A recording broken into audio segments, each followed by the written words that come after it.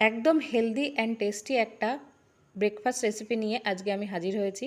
Set dosa, onion আর টমেটোর চাটনি, যেটা একদমই হেলদি আর খুবই টেস্টি।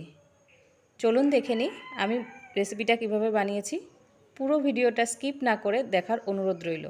নমস্কার, আমি বান্টি। আমিষ ও নিরামিষ ইউটিউব চ্যানেলে সবাইকে জানাই অনেক অনেক স্বাগত।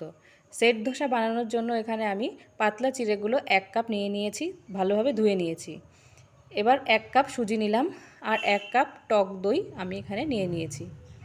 এবার নিয়ে নেব স্বাদমতো নুন। এই পরিমাণে 1.5 টিস্পুন নুন এখানে ব্যবহার করেছি। 1.5 টিস্পুন নুনই আমার জন্য এখানে পারফেক্ট। আপনারা আপনাদের স্বাদ অনুযায়ী নুন এখানে ব্যবহার করে নেবেন।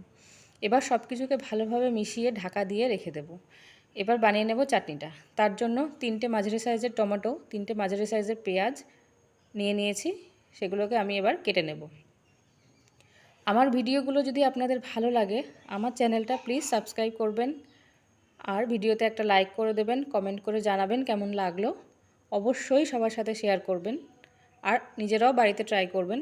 ট্রাই করে অবশ্যই আমার সাথে শেয়ার করবেন, ফটো বা কমেন্টে জানাবেন কেমন হয়েছে। এবার চাটনিটা আমি তৈরি করে নিচ্ছি। তার জন্য গ্যাসে প্যান বসিয়ে তেল গরম করে নিচ্ছি। আমি এখানে 2 টেবিল স্পুন তেল দিয়ে দিয়েছি, আপনারা চাইলে কমও দিতে পারেন।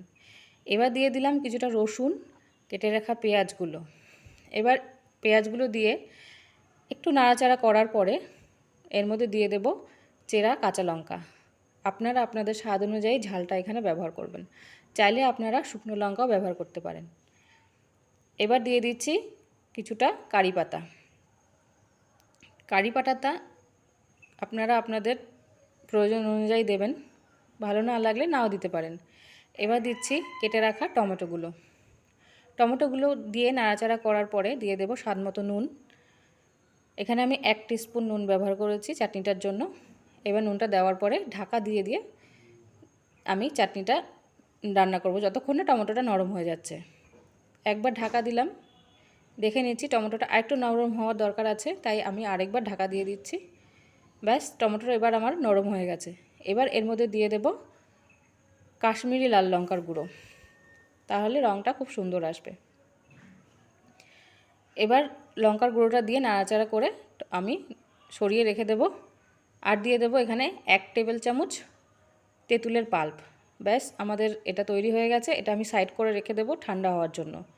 এবার ধোসা বানানোর জন্য যেই ব্যাটারটা রেখেছিলাম, মানে মিশ্রণটা বানিয়ে রেখেছিলাম, তার মধ্যে ওই কাপেরই 1 কাপ জল এখানে আমি দিয়ে দিয়েছি। 1 কাপ জলই এখানে পারফেক্ট। 1 কাপ জল দিয়ে এবার একটা মিক্সির জারের মধ্যে মিশ্রণটা আমি ঢেলে দিচ্ছি। তারপরে ব্লেন্ড করে নিয়ে চলে আসব। এখানে 1 কাপ জলই যথেষ্ট।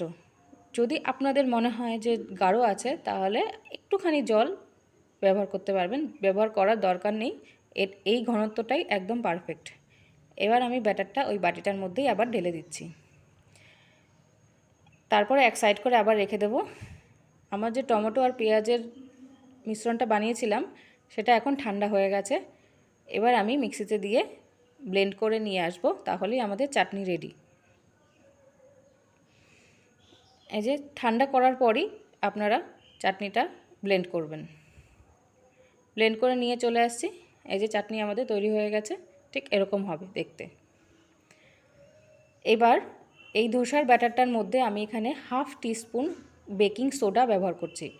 বেকিং সোডাটা দেওয়ার পরে খুব ভালোভাবে অনেকক্ষণ সময় নিয়ে মেশাতে হবে, যাতে সোডাটা ব্যাটারের মধ্যে খুব ভালোভাবে মিশে যায়। আর ব্যাটারের ঘনত্বটা এরকম হয়েছে। এবার একটা তাওয়া চাপিয়ে মিডিয়াম আঁচে 1 হাতা ব্যাটার দিয়ে এভাবে গোল করে ঘুরিয়ে ধোসাটা আমাদের বানাতে হবে। গ্যাসের ফ্লেমটা এখানে মিডিয়ামে রাখবো, হাই করলে হবে না। মিডিয়ামে রাখলে তাহলে খুব সুন্দরভাবে ধোসাগুলো তৈরি হয়ে যাবে। এই যে আমাদের ধোসাগুলো একদম রেডি। আর আপনি হয়তো খেয়াল করেছেন আমি এখানে 1 ফোঁটাও তেল ব্যবহার করিনি। এভাবেই সমস্ত ধোসা আমি তৈরি করে নিয়েছি। আর এবার সার্ভ করে দিলাম। চাটনিটার উপরে আমি একটু কারি পাতা, শুকনো লঙ্কা আর কালো সর্ষে তড়কা লাগিয়ে দিয়েছি। এই যে তৈরি হয়ে গেছে আমাদের healthy and tasty set dosa আর অনিয়ন টমেটোর চাটনি। ভিডিওটা দেখার জন্য অনেক অনেক ধন্যবাদ।